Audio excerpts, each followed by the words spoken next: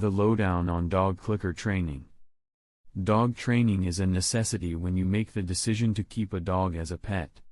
Dogs, particularly larger ones, must be obedient, or keeping them becomes extremely hard work. In addition to their appreciation for being fed, as pack animals, dogs have natural instincts that favor training. These instincts are manifested as a desire to please a trainer.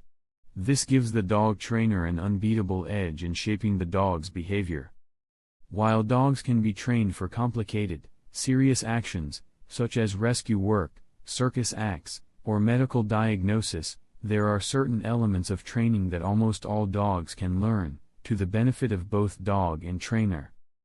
Basically, dog training is about communication. The trainer is communicating to the dog what behaviors are correct in what circumstances. A successful trainer must also understand the communication that the dog sends to them.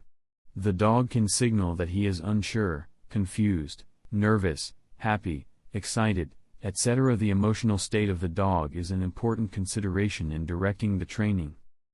Dog training clickers are great training tools.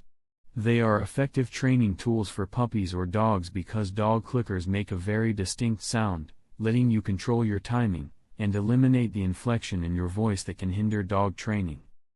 Dogs are very sensitive to inflections in your voice, and training your dog with a clicker eliminates the inflections and you can train more effectively, even if you are in a crabby mood or are getting short-tempered during the training session.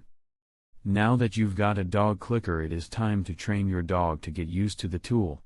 First thing, get a pocket full of small, edible treats ready and, for easy access, get a nice clicker treat bag. Then you can lure the dog with the treat or go to the dog with the clicker and some treats. Click the clicker, and give the dog a nice treat. At this point, it doesn't matter what he's doing at the moment, since you basically are training your dog to learn that when there's a click there's a treat. You can continue the process of making clicks and rewarding with treats until you've trained your dog to react quickly with the turn of his head and he gives you all his attention when he hears the sound of the clicker. This process probably won't really take much time, but you've got to make him react with your clicker before you move on to the next clicker training step. Whatever stage of training you have reached, or whatever method of training you may have chosen, always remember these golden rules. 1.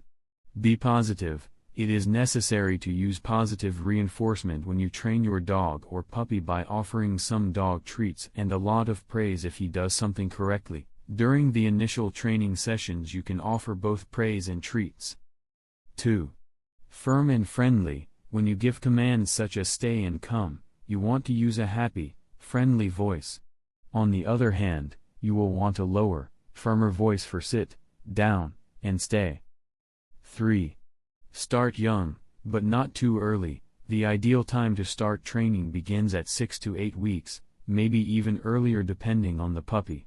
But remember, you can teach old dogs new tricks. 4. Be patient. Patience is vital when you work with your dog or puppy.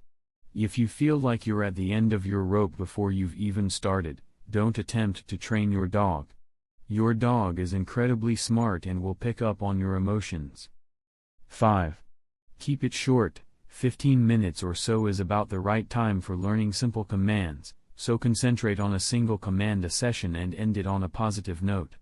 If your dog or pup has successfully done the command several times in a row, remember to smother him with praise. After the dog training session, spend some time playing. He will associate time with you as positive and look forward to his training. 6.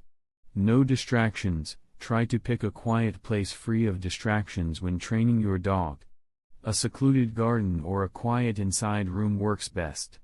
If there are other pets in the family, put them separate so they won't interfere with training. 7. Remember, both you and the dog should enjoy. Dog training, of course, should be a pleasant time for you and your dog. The time can be used to bond closely with your dog and learn each other's personalities. When you do this, you will not only have a well-trained dog or puppy, but a long-time, loyal companion and friend.